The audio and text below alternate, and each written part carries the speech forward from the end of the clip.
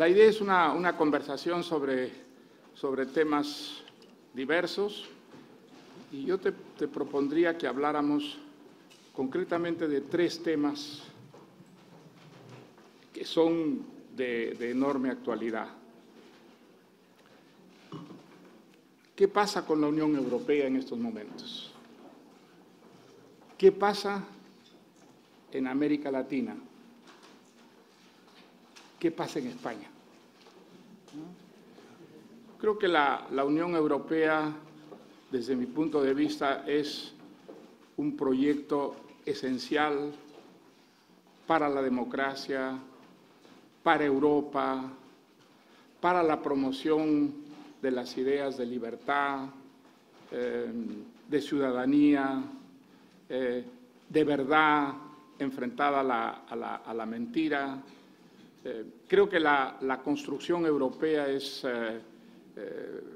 el proyecto más ambicioso y generoso dentro de la cultura de la libertad, y a pesar de todas las críticas que se puedan hacer, la burocratización excesiva de Bruselas, en fin, etcétera, creo que ha dado ya enormes beneficios a los países miembros. Por lo pronto, ha hecho que, por primera vez en su historia, Europa haya pasado cerca de 70 años en paz, en esa coexistencia en la diversidad que todos los demócratas aspiran para sus países y para el mundo. Si hay un país que se ha beneficiado gracias a Europa es España. Creo que desde la perspectiva española, nada de lo mucho bueno que ha pasado en los últimos 40 años hubiera pasado sin el apoyo resuelto que ha tenido España de la Europa en construcción. Creo que eso es evidente y, sin embargo, pese a ello, Europa ha sufrido muy serias regresiones en los últimos años. Quizá la más grave, el Brexit, el retiro de Gran Bretaña.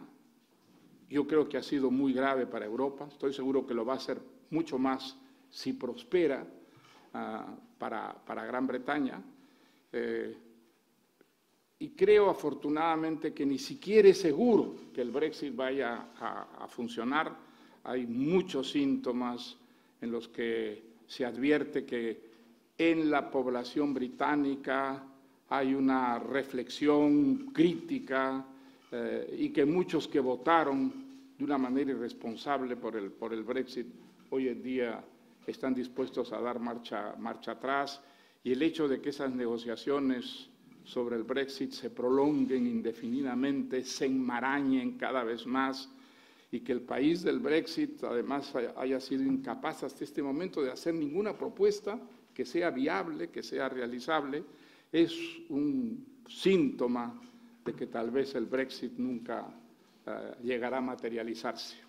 Pero de todas maneras, no solamente el Brexit ha sido un serio revés para la construcción europea, sino los rebrotes del nacionalismo que creíamos extinguido, que creíamos que después de las 2 catástrofes que fueron las guerras mundiales, causadas fundamentalmente por el nacionalismo aparecía ya como una ideología anacrónica, completamente, digamos, pasada de moda, salvo en grupúsculos insignificantes, y sin embargo no ha sido así. Sin embargo, el nacionalismo ha rebrotado, cubierto, por supuesto, de populismo, como es la costumbre. El nacionalismo ha sido uno de los ingredientes centrales del populismo, y hoy día es seriamente una amenaza para Europa. Digamos, hay países europeos como Polonia, como Hungría, ahora Austria, ahora Italia, donde digamos, ya no es Europa la que está en peligro, sino la democracia, la cultura de la libertad. Hay un empobrecimiento de la democracia en esos países que es sumamente inquietante cara al futuro y fundamentalmente desde la perspectiva de la construcción europea. Desde luego que ha habido cosas positivas en los últimos años, lo ocurrido en Francia, por ejemplo. Francia estaba acercándose peligrosamente al abismo con el crecimiento del Front National, y si el Front National hubiera ganado las últimas elecciones, probablemente eso hubiera sido el fin de Europa y el fin de la Francia democrática. Afortunadamente no ha ocurrido así, y por el contrario, lo que parecía una marcha hacia el abismo, de pronto ha resultado algo muy distinto. Hoy en día Francia es quizá la locomotora en favor de la construcción europea más dinámica. Es uno de los grandes méritos de Macron. Uno de los grandes méritos es haber devuelto a la sociedad francesa la ilusión con Europa, el entusiasmo por Europa, y muchísimos franceses que eran indiferentes o que veían con un espíritu crítico a Europa, en gran parte gracias a Macron han recobrado, digamos, el entusiasmo y el optimismo respecto a la construcción europea, de tal manera que Europa ha recibido, gracias a lo ocurrido políticamente en Francia en los últimos años, pues un entusiasmo y un liderazgo dentro de la construcción europea muy grande. Pero claramente creo que ese es un problema muy serio, que de alguna manera hoy en día se ciernen más amenazas sobre la construcción europea que en el pasado. Esa es, de una manera muy sintética, mi opinión, y desde luego me gustaría muchísimo conocer tu opinión al respecto. Bueno, en primer lugar, gracias, Mario, y a todos los invitados del foro y a los anfitriones, en definitiva, por contar conmigo y por dejarme compartir estos últimos minutos de cierre contigo. Efectivamente, yo creo que el mayor invento de este último siglo, el mayor invento político y humano, sin duda es la Unión Europea. Es un invento político, es una creación política basada en pilares muy importantes, ¿no? En el respeto a los derechos humanos, en una sociedad libre y en una sociedad de bienestar, frente a la Europa de la sangre, de las guerras, del nacionalismo, ¿no? Y, por tanto, no creo que se pueda decir que ha habido mayor invento político en el último siglo que la Unión Europea. 60 años desde los Tratados de Roma, hemos celebrado hace poco, pero incluso ese gran invento que es la Unión Europea, ese espacio común de libertades, de derechos humanos y de convivencia entre europeos, también está en peligro por el sarampión de la globalización, que es el populismo. Quiero ver la parte positiva. Hay un mundo global, una era global en la que se diluyen las fronteras, se diluyen también de alguna manera las identidades colectivas, donde prima la libertad, donde prima luchar desde economías abiertas contra la pobreza. Hoy, por mucho que nos digan, hay menos pobres en el mundo. Hoy, por mucho que nos critiquen la globalización, hay bastante más igualdad de la que había hace muchísimos años, pero las sociedades prósperas, con la globalización, Europa es un caso, Estados Unidos es otro caso, alguna parte de la sociedad sufre porque son perdedores de la globalización, porque no se renuevan, porque tienen trabajos que ya no van a existir en un futuro, porque, en definitiva, la globalización te iguala en todo el mundo, pero te obliga a prosperar cada día y te obliga a ser mejor. Con la globalización, pues, mensajes como estos de no te preocupes que en Detroit vamos a volver a fabricar coches, pues tiene las patas muy cortas. Y mensajes como está haciendo Le Pen en Francia, prometiendo puestos de trabajo a viejas industrias que están acabando, pues no tienen futuro. Igual que no lo tiene cuando Podemos se lo promete según qué trabajadores en España. Pues bueno, si alguien le quiere prometer a las minas en León o en Asturias que vamos a seguir subvencionando el carbón en España y que no se preocupen que Podemos les va a garantizar, o el PSOE, ese trabajo, pues básicamente mienten.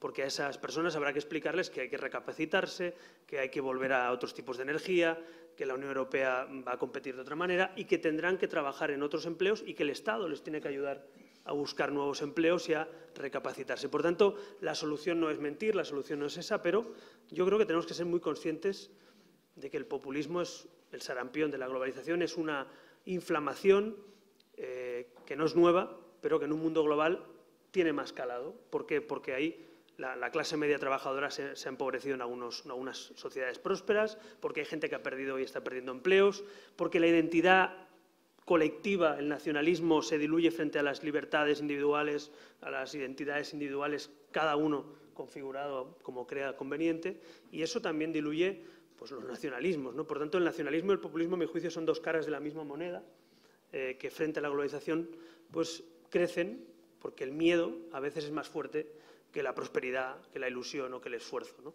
¿Cuál es el trabajo que nos toca a los liberales? A los que creemos en una democracia liberal, a los que creemos en la Unión Europea, a los que creemos en la libertad individual, en la economía abierta, en la globalización, en el libre comercio. Nos toca convencer a las sociedades con hechos y con autocrítica en aquello que no se ha hecho bien, de que ese es mucho mejor modelo que el modelo del populismo. Es una batalla intelectual. No es una batalla solo electoral entre partidos, es una batalla intelectual y por eso los intelectuales tenéis un papel importante. Es una batalla política, es una batalla social para que esa clase media vuelva a levantarse y vuelva a tener oportunidades en plena globalización. Pero hay que darle la batalla, Mario, porque si no le damos la batalla e intentamos copiar o acercarnos a los populismos o a los nacionalismos, ganarán ellos, porque las reglas de juego las ponen ellos.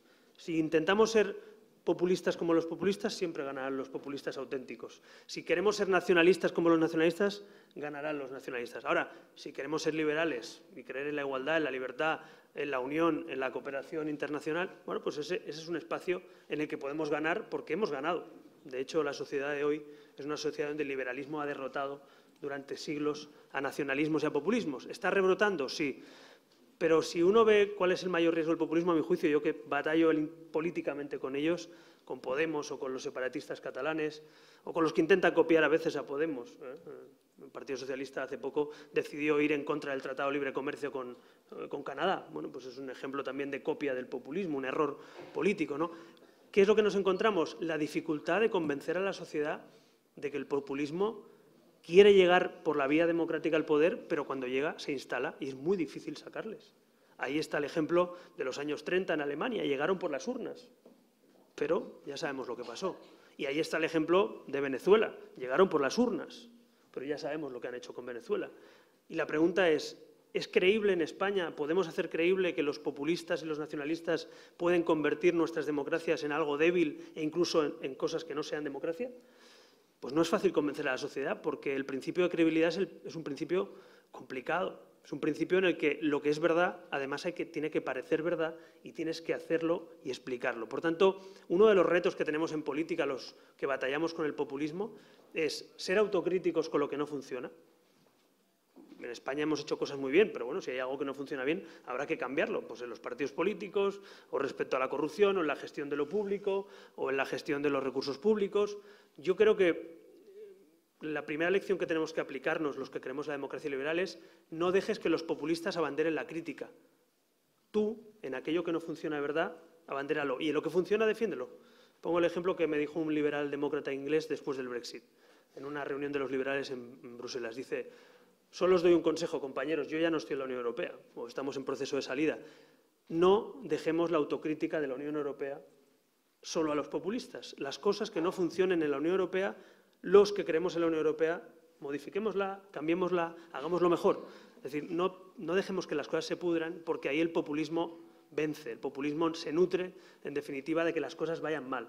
Por tanto, la primera lección que debemos aprender es la autorreforma permanente, la reforma permanente de un sistema democrático que tiene virtudes y que tiene defectos y hay que corregirlos. Creo que eso es una lección. Y finalmente, antes de pasar a los otros dos temas que comentabas, el otro día estuve reunido con Michel Barnier, el negociador del Brexit, en Bruselas, y mientras hablaba con él, reconozco que había algunas cosas que me chocaban porque parecen increíbles, ¿no? Me estaba explicando pues, cómo va a quedar y cómo están negociando la frontera con Irlanda, ¿no? Entonces, claro, mientras me hablaba, veías el dibujo de la frontera con Irlanda y te explicaba además que Reino Unido pues, va a tener, vamos a ver si acaba con un tratamiento como los tratados con Turquía o como los tratados con países terceros. Y mientras él explicaba aquello y uno piensa en lo que es la Unión Europea, piensa, hombre, un país que en los años 70 fue de los primeros países en sumarse a la Unión Europea, que estemos hablando de cómo salir y cómo separar literalmente a dos partes de lo mismo, es muy complicado. Es decir, pensad, una reflexión, lo que es el Brexit. Es volver a negociar cada una de las leyes, de los tratados, de la vida real de los británicos y del resto de europeos, todo por una decisión que el populismo ha ganado 52 a 48. Bueno, pues el Brexit tiene que ser una gran vacuna. Yo creo que sería bueno que explicáramos las consecuencias del Brexit, porque frente a los Le Pen que proponen referéndums de salida, en Italia Cinque Stelle proponía un referéndum de salida del euro, ¿no? Podemos, que ahora se esconde, Podemos también votaba con Le Pen en el Parlamento Europeo lo mismo contra el euro, Izquierda Unida, ¿no? O sea, aquí también los tenemos camuflados, pero también defienden esas políticas. Yo creo que el Brexit es ese paso atrás que nos tiene que hacer dar 2 pasos adelante. Y por eso estamos trabajando con gente como Max y con otros partidos europeístas. Tenemos que trabajar una plataforma transversal, abierta, que no solo sea política, que sea sociedad civil, que sean intelectuales, que trabajemos juntos en una Europa que dé 2 pasos adelante, por lo menos un paso adelante y no otro atrás. Yo creo que Brexit, Italia y lo que está pasando en Cataluña, que también es parte del populismo, o lo que vemos venir en otros países que tú decías del este, nos debe hacer a los europeos por lo menos ser conscientes que estamos cerca del precipicio, que esta gran construcción que hemos vivido, que algunos hemos nacido en la Unión Europea, yo no sé lo que es estar fuera de la Unión Europea, ¿no? Prácticamente en el año 86 entramos, yo nací en el 79, o sea, no soy consciente prácticamente de que España no fuera miembro de la Unión Europea, como muchos españoles y otros que trabajaron para eso. Pues eso que parece imposible de romper, eso se puede romper, ¿no? Así que lecciones tenemos que sacar del Brexit, pero también estoy convencido de que el liberalismo políticamente le tiene que dar la batalla intelectualmente al populismo, porque copiarles no es la opción es vencerles con un proyecto mejor, que es lo que hemos hecho, por cierto, en las últimas décadas, y por eso ha funcionado la Unión Europea como ha funcionado. Pero tú eres pesimista, optimista.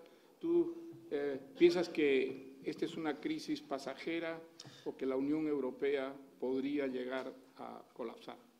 Yo creo que estamos en un punto delicado, en el que puedes aprovechar la crisis como oportunidad. Por eso decía, tomar muy buena nota del Brexit, explicar y hacer pedagogía de lo que supone la salida de un país de la Unión Europea, las consecuencias. Estos días que hablamos de inmigración y que se plantea como un debate europeo, que lo es, ¿somos conscientes que si no resolvemos el debate de la inmigración vamos a perder la libertad de circulación de los europeos? Si no tenemos fronteras seguras, externas, volveremos a tener fronteras internas.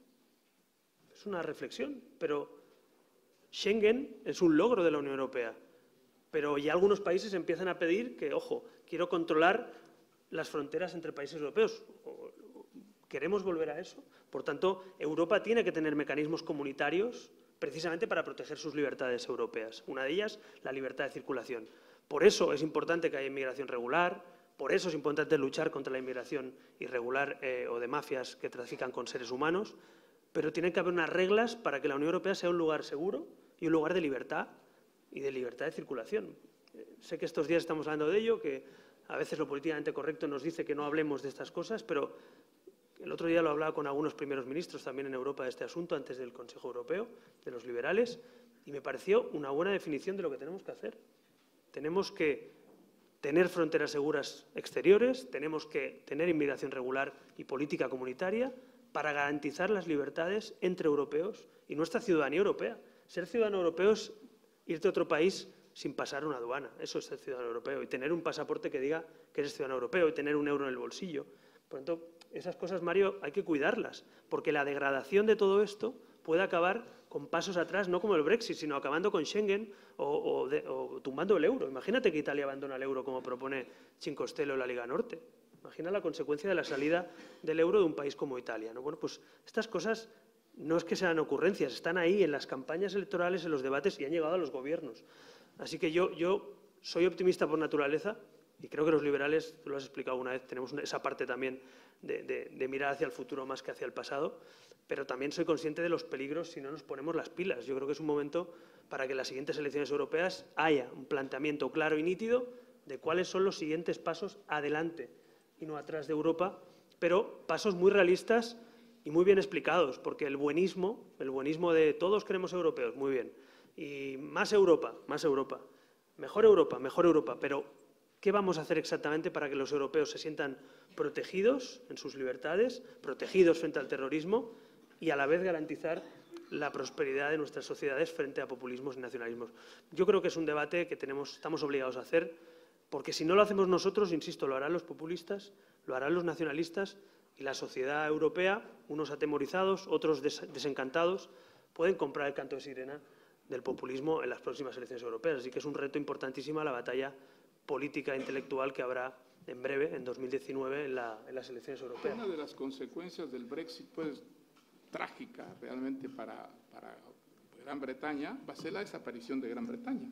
Es decir, ¿qué pasa con Escocia? Escocia votó contra el Brexit, Escocia ha prosperado muchísimo gracias a la Unión Europea, muchísimas fábricas se han ido a Escocia porque era el camino para entrar al mercado común, y ahora en Escocia, si prevalece el Brexit, el nacionalismo va a recibir un apoyo extraordinario de la sociedad escocesa frustrada con el Brexit. Y Irlanda del Norte puede ser un problema muy semejante, porque Irlanda del Norte ha prosperado mucho en los últimos años gracias también a la Unión Europea, que se convirtió en un imán para que muchísimas fábricas, inversiones fueran a Irlanda del Norte. Con el Brexit todo eso desaparece y puede desaparecer también la Unión Británica. Pero ahora, yo quisiera que pasáramos a España. Sí, déjame una anécdota de una reunión también que hicimos en Bruselas, donde el portavoz Verhofstadt, que fue presidente de Bélgica, dijo una cosa que me parece de sentido común, pero hay que recordarla, ¿no? Sobre el Brexit. Todos nos sorprendimos, porque yo me encuentro entre ellos, hay gente que lo había adivinado, pero mucha no, que iba a salir a favor del Brexit y no del Remain. Pero la pregunta es, ¿no llevaban muchos británicos y algunos políticos británicos décadas echando pestes de Europa? Es la reflexión sobre el referéndum. Primero, el error de convocar un referéndum de ruptura. Los referéndums, a mi juicio, se convocan con acuerdos, para llegar a acuerdos o ratificar acuerdos que den pasos adelante en las libertades de los ciudadanos, no para dividir a las sociedades. Por tanto, yo creo que, evidentemente, el error fue convocarlo de salida. Pero, ¿no llevaban muchos políticos británicos tiempo echando pestes de Europa, hablando de Europa como un lastre y calentando, en definitiva, a la sociedad británica sobre esto?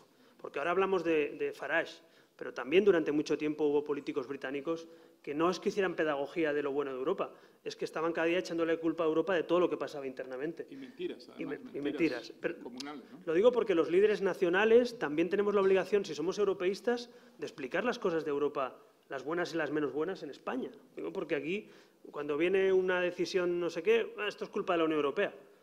Y cuando es buena es porque lo ha hecho el alcalde o el presidente de la comunidad autónoma o el presidente de gobierno. Bueno, pues ser europeístas conlleva también explicar las consecuencias internas de tus compromisos. Por ejemplo, cumplir con el déficit europeo.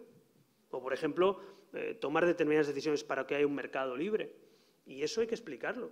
Ahora, si nos sumamos todos a la culpa es de Europa, pues claro, es que tú también cada vez que opinas y lideras una opinión en parte de la opinión pública de tu país o de un electorado, también estás convenciendo o lo contrario a los ciudadanos, ¿no? Por tanto, creo que los líderes nacionales tenemos, si somos europeístas, hay que serlo cuando vas a Bruselas, pero hay que serlo también en España. Y si hay que defender el Tratado de Libre Comercio con Canadá y explicar que sí, que eso implica que las pequeñas y medianas empresas puedan competir sin aranceles, pero que también habrán empresas canadienses que vendrán a competir a España, pues habrá que contarlo. Y los que creemos en la prosperidad, en la mejora y en el esfuerzo, pues nos parece bien competir sin aranceles. Pero es que hay algunos que solo generan temores y miedos sobre las decisiones de la Unión Europea. Así que el europeísmo se construye también internamente en España. Es verdad que España es una sociedad más europeísta, está por encima de la media del resto de sociedades, pero cuidado, Italia también era un país hace pocos años europeísta y hoy gobierna la Liga Norte, es como si gobernara Convergencia con votos en Algeciras, para entendernos, ¿no? Es decir, un experimento esto de la Liga Norte se lleva al 17% y está liderando las encuestas con un discurso xenófobo, nacionalista y socio principal de Convergencia toda la vida, ¿no? Bueno, pues para que eso haya pasado, quizá ha habido errores, quizá ha habido falta de liderazgo y quizá falta de defensa y comunicación de lo que Europa aportaba también a esos países, ¿no? Pues mira, pasemos a España. En España ha ocurrido algo sorprendente, creo que nadie esperaba, ¿no?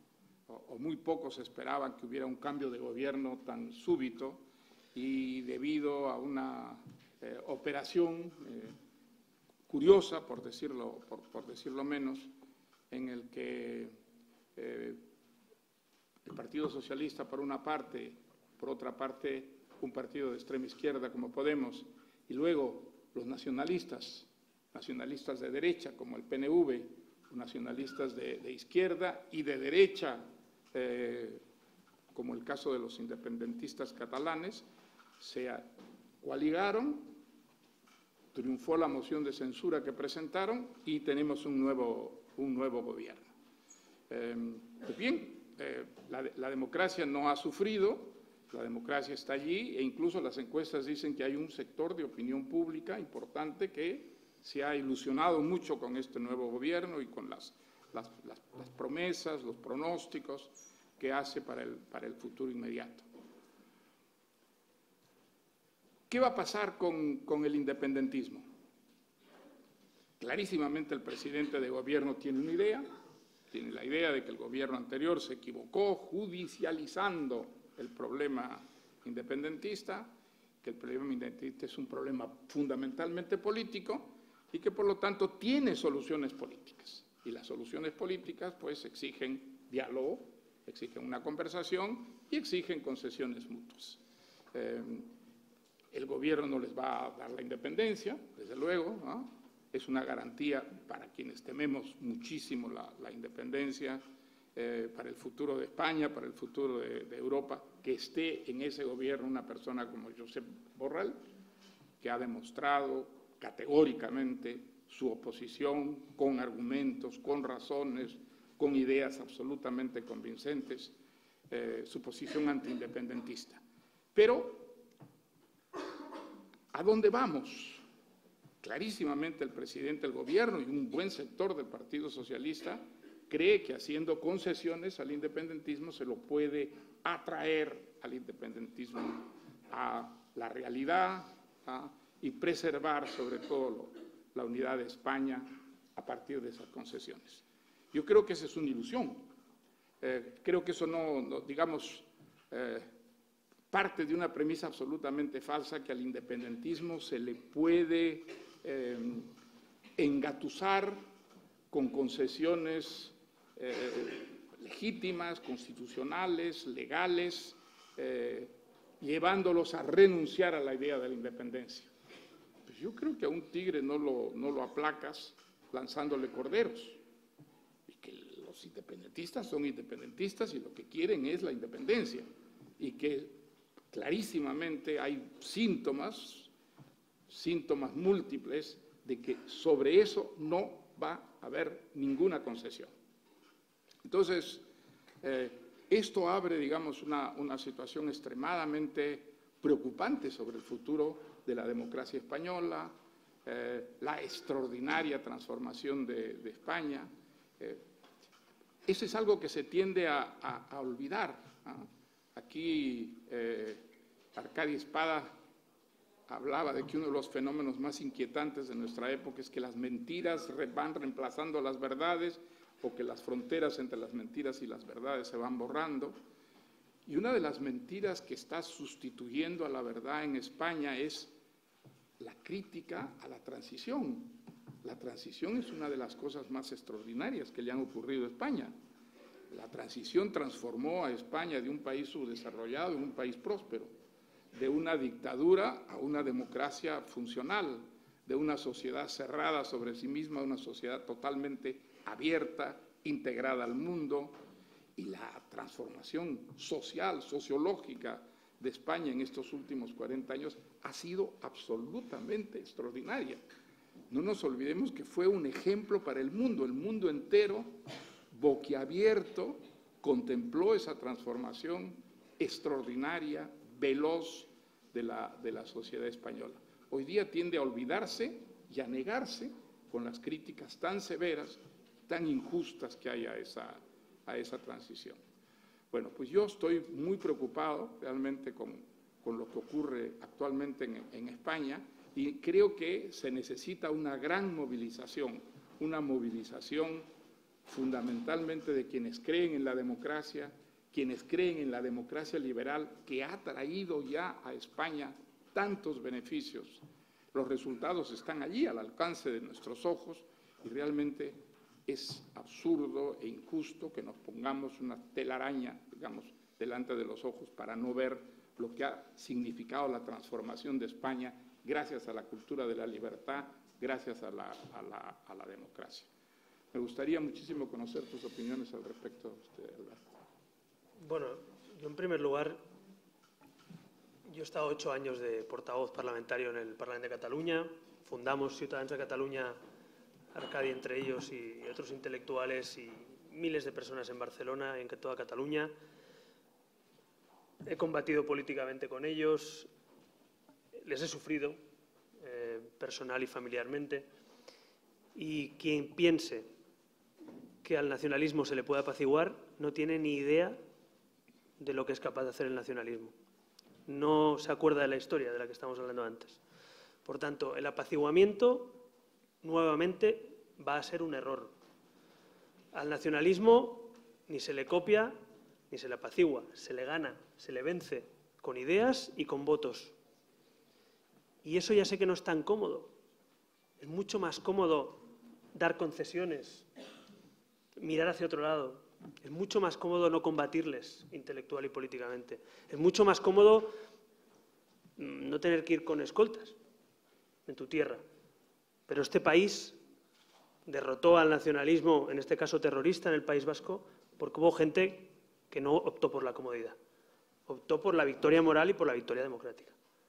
Y en Cataluña, si nos rendimos ante el nacionalismo, lo único que están haciendo ahora es rearmarse para dar otro golpe. Pero, ¿alguien lo duda? ¿Alguien piensa que el señor Torra es un demócrata? Un señor que nos llama bestias taradas genéticamente a los españoles. Perdóname que te interrumpa.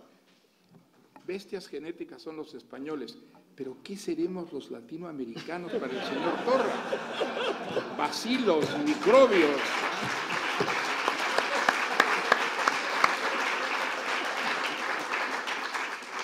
Pues claro, yo no considero un demócrata ni a Puigdemont ni al señor Torra, porque los demócratas respetamos las reglas de juego, respetamos las leyes, no llamamos bestias taradas a los que piensan distinto. Estos días se debate mucho sobre lo que es nacionalismo y lo que no es nacionalismo, ¿no? Bueno, pues nacionalismo es llamar bestia tarada a un compatriota. Patriotismo es creer en la igualdad ante la ley de todos, aunque no piensen como tú. Una cosa es el supremacismo, otra es la igualdad. Y esa es la diferencia entre los que somos patriotas y creemos en una democracia y los que son nacionalistas. Por tanto, el patriotismo civil es antagónico al nacionalismo. Defender lo que es de todos frente a los que quieren quedarse lo que es de todos. Decidir entre todos frente a los que quieren decidir quién no decide, como decía el otro día Fernando Savater, ¿no? El derecho a decidir quién no decide. Ese es el derecho que ellos alegan. Y nosotros tenemos que alegar la soberanía nacional, la reunión, como decía la Constitución de Cádiz, la reunión de todos los españoles, que es la soberanía nacional. Todos decidimos lo que es de todos, ¿no? Por tanto, esta batalla de ideas, que es la que creo que falta, que hay que librar, evidentemente el señor Sánchez no la va a dar. Primero, porque no tiene esas ideas. Segundo, porque le da igual.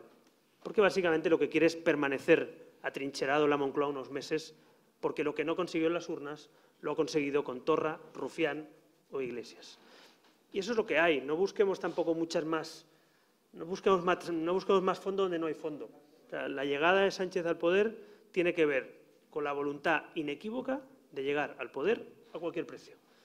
Y eso, a mi juicio, es peligroso para un país, porque cuando uno está dispuesto a todo y a hipotecar tu país para llegar al poder, el problema no es que te hipoteques tú, es que hipotecas a tu nación. Y yo por eso estoy preocupado. Estoy preocupado porque veo que a Sánchez le da igual todo. Y ahora ya hemos aceptado que sí, que se puede debatir sobre la autodeterminación. El otro día decía la ministra, sin cortapisas. ¿Cortapisas? O sea, la Constitución es una cortapisa. La Constitución es lo que nos garantiza nuestras libertades. La igualdad entre españoles es una cortapisa. La unión es una cortapisa. Oiga, ¿qué cortapisas? Es que el diálogo tiene que tener condiciones, claro, la democracia. ¿O acaso aceptarían en Venezuela un diálogo sin condiciones los demócratas venezolanos? ¿Verdad que no? Ponen condiciones. Respeto a los derechos humanos, respeto a la Constitución venezolana, salida democrática en las urnas. Bueno, por hablar de Venezuela, que están aquí algunos presentes, ¿no? Los que hemos defendido el diálogo con condiciones en Venezuela. Bueno, pues frente a los golpistas en Cataluña, diálogo con condiciones. Respeto a todos los catalanes, respeto a la Constitución y el Estatut. Que no tengamos embajadas abiertas catalanas por el mundo entero yendo en contra de los intereses de España. O sea, España está financiando delegados y delegaciones contra España. Tenemos una tele pública en Cataluña que se dedica cada día a difundir el odio y el señalamiento a los que no piensan igual. Tenemos una purga dentro de los Mossos d'Esquadra, que lo estamos viendo en estos momentos. Y de todo esto, ¿alguien piensa que todo se ha normalizado? Esa palabra que ha utilizado Sánchez. Hay que normalizar Cataluña. ¿Normalizar? ¿Es normal todo esto que estoy contando? Por tanto, yo vaticino que vamos a tener un otoño caliente, porque los separatistas, ya lo hemos visto, a la primera que pueden se vienen arriba. No hay nada que desee más un nacionalista que un gobierno de España débil, porque un gobierno de España sin escaños, sin mayorías y con un presidente dispuesto a todo, es un chollo para el nacionalismo. Es lo que desean. Ellos, ¿por qué han apoyado esta moción de censura con Sánchez? Para que no llegara un gobierno con mayoría fuerte, constitucionalista y dispuestos a pararle los pies. Por eso han apoyado a Sánchez. Han escogido al rival más débil.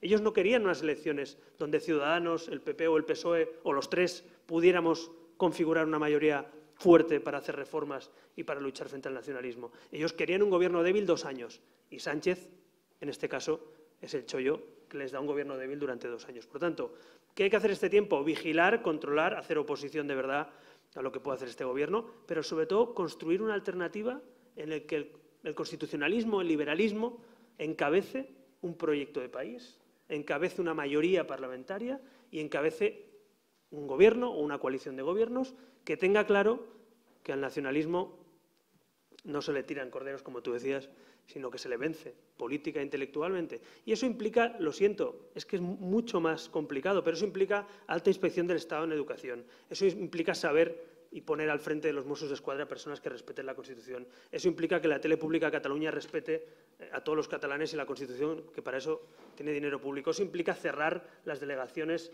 de la Generalitat en el extranjero para hablar más de Cataluña. Eso implica, en definitiva, controlar las cuentas públicas de Cataluña y supervisarlas, no como ahora. Por tanto, yo sé que esto es más incómodo, pero es lo que nos toca, señores. Nos viene en una etapa difícil en la que España tiene que darle la batalla al nacionalismo porque nos han dado un golpe de Estado y van a intentar dar todos los que puedan hasta que consigan la independencia. O nos lo tomamos en serio o miramos hacia otro lado y perdemos lo que es este país, que es un país de ciudadanos libres e iguales. Hay una cosa que me gustaría preguntarte. He leído en los periódicos, incluso en uno de los paneles esta mañana se ha vuelto a mencionar el asunto, que todo lo que ha ocurrido ha significado un empobrecimiento de la imagen de Ciudadanos ante la opinión pública, que en cierta forma lo ocurrido ha devuelto al Partido Socialista, digamos, un liderazgo dentro de la opinión pública que ha afectado ese crecimiento veloz que había tenido Ciudadanos. He leído incluso en alguna parte un artículo donde decía ha invisibilizado a Ciudadanos. ¿Qué contestas a eso? Bueno, en primer lugar, yo soy catalán y constitucionalista. Entonces tengo resistencia probada. A Ciudadanos, creo, contaba el otro día ante una entrevista, creo que nos han enterrado 6 veces en 10 años de Ciudadanos, el partido en 11, nos han enterrado, yo he visto el entierro 6 veces pasar por delante, ¿no? Y siempre han cometido el mismo error, minusvalorar la voluntad de cambio de la sociedad española, que sociológicamente evoluciona hacia otra cosa, no querer ver lo que está pasando en Europa, que es una ola de cambio distinto, donde el socialismo y los partidos conservadores pierden fuelle, y finalmente desconectar a la opinión pública de la publicada, que nos creemos que todo lo que determinados aparatos o no cercanos a un partido defienden, que es legítimo, se corresponde exactamente con la ciudadanía. Pongo un ejemplo. Cuando Ciudadanos votó, fue el primer partido en democracia que hemos votado en contra del cálculo del cupo vasco, porque nos parece insolidario, porque nos parece un apaño y porque creemos en la solidaridad. Ríos de tinta que estábamos solos, que nos habíamos quedado solos, que estábamos locos, que no sé qué. Bueno, pues yo estoy convencido de que la mayoría de la sociedad española estaba con nosotros. Como cuando pedimos una ley de alta inspección del Estado para controlar y supervisar lo que pasa en la educación y en las aulas en Cataluña, el País Vasco y otros lugares de España. Es decir, yo creo que si algo ha demostrado este partido, aquí está Arcadi, que lo fundó contra otros intelectuales, si algo hicimos desde el primer día es ir a contracorriente de lo establecido, con corrientes de opinión que en la opinión pública empezaban a ser emergentes y crecientes, ¿no? Y eso es lo que es Ciudadanos. Dicho eso, evidentemente, esto no es nuevo, el efecto luna de miel sociológico lo han tenido todos los gobiernos del mundo y todos los gobiernos, está estudiado y demostrado, ¿eh? Cuando uno entra a un gobierno nuevo, pues los primeros meses crece en las encuestas, es así. Eso es una realidad, entre quien entre, pase quien pase. Cuando Rajoy repitió con el 33%, se llegó a ir al 37 y al 38% en las primeras encuestas. El mismo Rajoy que meses después estaba en un 20%. De hecho, Pedro Sánchez, cuando ganó las primarias en el PSOE, se disparó casi al 27% en intención de voto y estaba en el 21 o el 22%. ¿Qué vaticino? Un espejismo. Vaticino un espejismo porque ha habido un intento de rearmar, de alguna manera, un cierto bipartidismo decadente con una cosa que es la que más sorprende de todo esto.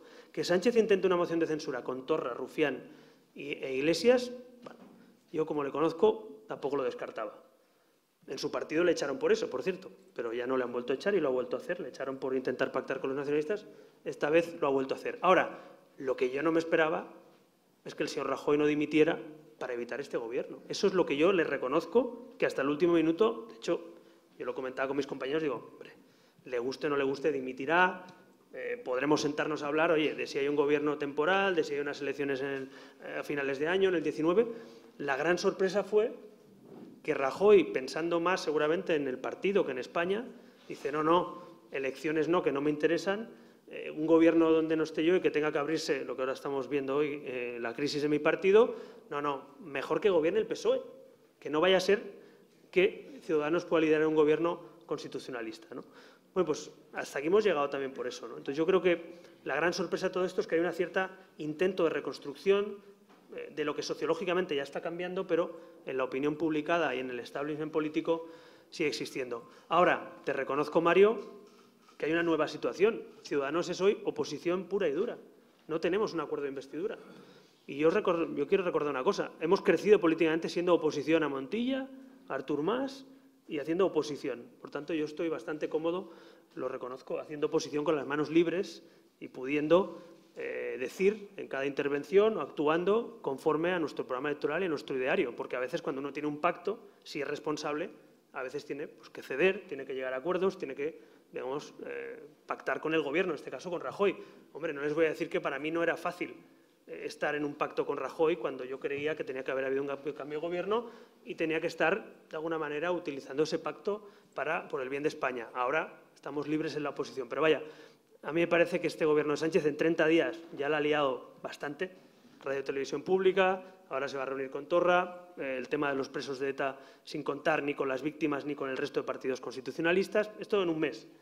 2 años quiere estar, 2 años, 24 meses o más, incluso le quedan casi 30.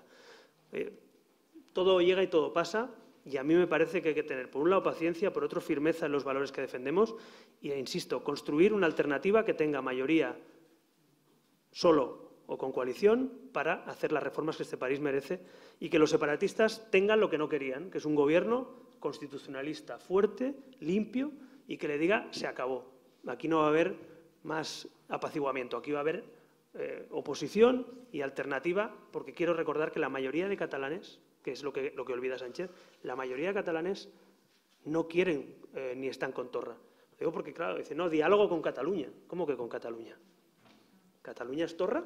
¿Cataluña es Puigdemont, que está huido de la justicia? ¿Cataluña es Junqueras? Hombre, Cataluña seremos todos. Pues la mayoría de catalanes, e incluso los que ganaron las elecciones, no estamos de acuerdo con este tipo de cambalaches o de pactos, ¿no? Por tanto, quiero recordar siempre que hay que hacerlo en Madrid, especialmente muchas veces en la opinión pública. Cataluña no es el separatismo, Cataluña no es el nacionalismo. De hecho, por primera vez en democracia, ha ganado las elecciones un partido constitucionalista con Inés Arrimadas al frente. Por tanto, creo que por lo menos tendremos que tener en cuenta que este supuesto diálogo ni siquiera es con toda Cataluña, es con la parte de Cataluña que a Sánchez le ha hecho presidente. Bueno, pasemos a América Latina. Yo soy optimista con América Latina. Creo que, digamos, va en la buena dirección. A veces hay unos tropiezos, pero de todas maneras, las últimas elecciones, por ejemplo, de las 4 últimas elecciones, 3 de ellas son muy estimulantes. Piñera en Chile, Macri en Argentina, Iván Duque en Colombia, están absolutamente dentro de una línea democrática, claramente entienden cuál es el mecanismo del progreso, van a abrir las economías de sus países, van a estimular la inversión, quieren romper fronteras, unirse, en fin. Y esos tres presidentes creen en la democracia y en la democracia liberal, estirando un poco la fórmula. Lo ocurrido en México es todavía incierto, no sabemos qué va a pasar. El candidato elegido tiene una trayectoria populista que desde luego había preocupado muchísimo a muchos mexicanos y latinoamericanos, pero él ha, digamos, desde que ha ganado, incluso antes, en los últimos meses de campaña, multiplicó los gestos tranquilizadores, diciendo que no iba a haber de ninguna manera ni expropiaciones ni confiscaciones, que su actitud con Maduro de cercanía de ninguna manera significaba que iba a tener como modelo, digamos, la catástrofe que vive Venezuela. En fin, hay que esperar. Esperemos que López Obrador no retroceda, digamos, lo poco que ha avanzado América Latina, sentando un mal ejemplo populista que sería verdaderamente trágico para México y para toda América Latina.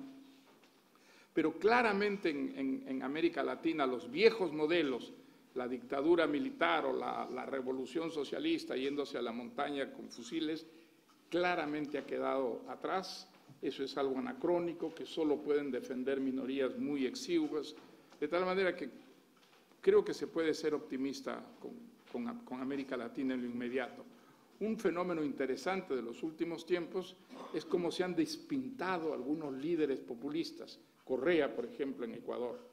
Correa en Ecuador pues, llegó a hacer una serie de reformas que incluso en Europa se compraron muchos demócratas auténticos diciendo aquello vale para el Ecuador. No valdría para nosotros, pero por ejemplo la ley de prensa, que es una ley de prensa monstruosa, una de las leyes de prensa más estrictas, más censoras que se dio en América Latina, pues la dio Correa allí. Sin embargo, Correa se ha despintado tremendamente. Ahora, en su propio país, claramente, como se demostró en la última consulta electoral, hay muchos más críticos que partidarios suyos, y no se diga el caso de Nicaragua, el caso trágico de Nicaragua. El comandante Ortega y su espantosa esposa, Rosario Murillo, habían conseguido más o menos pasar como por agua tibia. Nicaragua no parecía el drama que vivían los nicaragüenses, pero sin embargo eso tuvo un límite. Los estudiantes se movilizaron, al final detrás de los estudiantes todo el pueblo nicaragüense. ¿Y cómo respondió? ¿Cómo responden los tiranos? Matando, asesinando, ¿no? Más de 300 muertos, varios miles de heridos.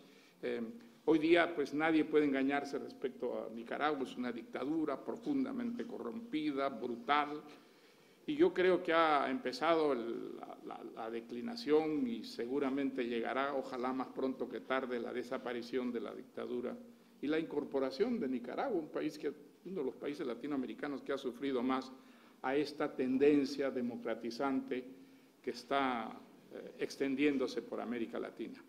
Tú has estado recientemente en varios países latinoamericanos, has tenido relación con los líderes políticos. ¿Cuál es tu opinión general sobre la situación política de América Latina en nuestros días? Pues comparto bastante lo que has dicho y además coincidí contigo en Chile, yo estuve en Argentina también, me vi con el presidente Macri y con su equipo, también me vi con el presidente Piñera que nos recibió en Palacio de la Moneda y con algunos de sus miembros de su gobierno. Yo soy optimista, pero sin olvidar las salvedades, ¿no? Es decir, en Venezuela, Nicaragua, Cuba, que se nos olvida, que es uno de los grandes problemas que se olvida, seguramente, frente a lo que pasa en otros lugares. Pero es verdad que hay una corriente general en la que países que ya han pasado por el populismo, de alguna manera ya han probado la medicina, empiezan a tener como reacción corrientes de corte más liberal, más democrático, ¿no? Yo la sensación que tuve cuando estuve en Argentina y Chile es que hay esperanza, por ejemplo, de que Colombia pueda ser uno de los motores también de esa corriente en el presente ya. Yo cuando estuve todavía no había nuevo presidente, está por aquí mañana, veremos a Iván Duque también, que está aquí en España, podemos conversar con él y también estaré en otoño seguramente si puedo en Colombia, porque creo que esa relación entre España y los países latinoamericanos, esa comunidad que es Iberoamérica, también es una de las grandes olvidadas seguramente de la política exterior e internacional española en las últimas décadas, ¿no? Yo creo que está bien que haya una diplomacia económica, está muy bien que nuestras empresas tengan un papel importante allí, pero no es solo eso. La política es también hablar de derechos humanos, hablar de tratados de libre comercio, hablar de cooperación en el ámbito de las organizaciones internacionales, y yo creo que España tiene que volver a recuperar ese liderazgo y esa relación especial con Latinoamérica, no desde la tutela, pero sí desde la igualdad, pero también desde la presencia política y diplomática de nuestro país. Yo creo que ahí he hecho en falta, ya digo, muchas veces se da por hecho, no, tenemos una presencia económica muy importante, el 12, el 13% de las inversiones en Latinoamérica son españolas y nuestras empresas ya hacen un papel, pero no es suficiente. Yo creo que la política tiene que hacer más, y cuando estuve allí tuve la sensación de que España es un país muy querido por la inmensa mayoría de latinoamericanos, también de sus gobiernos, y puse el ejemplo, uno de los ejemplos es el Tratado de Mercosur que se está negociando con Argentina, ¿no? En este momento es verdad que Brasil es el impedimento porque tiene elecciones a finales de año, pero me reuní también con el presidente Lagos, una persona interesante también que conoce bien el continente, y justamente hablamos de eso. Es una oportunidad Mercosur porque si hacemos ese acuerdo de Europa con Mercosur, que por cierto es 5 veces el beneficio de Mercosur con Europa, sería 5 veces el de Canadá con Europa. Para que nos situemos en la importancia y la relevancia de un acuerdo de esa naturaleza, ¿no? Pues si eso se produjera, prácticamente todos los países de Latinoamérica tendrían un tratado de libre comercio con Europa. Y España como principal beneficiario y interlocutor con la mayoría de esas relaciones, ¿no? Por tanto, por eso digo que no solo es empresa, es también política, y en eso tenemos que prosperar. A mí, lo de México, con toda la prudencia, fíjate lo que decías, ¿no? Parece López Obrador es populista, pero parece que va a hacer gestos para no expropiar empresas, un detalle, para no asustar a los inversores. Está bien, ¿no? Es decir, pero fíjate, hasta los populistas para tener que ganar tienen que hacerse un poquito más liberales, porque si no asustan a una parte de la población, a una parte de las empresas. Por tanto, ¿para qué hacer lo mismo que ellos si nosotros somos mejores? Es decir, yo creo que en eso tenemos que tener cero complejos. Yo sé que decir liberal en Perú o en Latinoamérica es muy complicado, pero creo que hay que decirlo. Me reuní con algunos líderes venezolanos, no diré ahora, no daré detalles de los nombres, pero me advertían ellos, oye, aquí no, cuidado con lo de liberales, aquí que tal. Digo, bueno, joder, hay cosas peores. Es decir, no, lo digo porque yo creo que ahí también es otra de las batallas intelectuales, llamar las cosas por su nombre. Decir, oiga, sí, pues creerle en la libertad, en el libre comercio, en la sociedad abierta, en la libertad de empresa, en la libertad de prensa, en la libertad de opinión, pues es liberal, sí, somos liberales, ¿no? Entonces yo creo que tú fuiste uno de los primeros locos de llevar esa batalla, esa etiqueta en tu campaña, pero creo que... Y así me fue, así me fue. Pero creo que en el 2018, sí que creo que hay gente que empieza a atreverse a decirlo, a defenderlo, y yo soy partidario incluso de que líderes de diferentes países latinoamericanos creen o trabajen por una alianza, por una cooperación también en ese marco ideológico. Me consta que en Chile hay gente que lo quiere hacer, en Argentina el equipo de Macri, lo que representa su coalición seguramente sería en ese espacio político, Iván Duque también está en eso, ¿no? Y en lo que podamos ayudar, de verdad, que a mí me parece fundamental que esas ideas también calen y gobiernen países latinoamericanos que tienen un gran futuro por delante y que seremos grandes aliados. Lo de Iván Duque, sin duda, creo que es una buena noticia para Colombia, pero también una buena noticia para España, como un país aliado y un país con muchísimo futuro por delante, que puede ser un motor, sin duda, en los próximos años de Latinoamérica.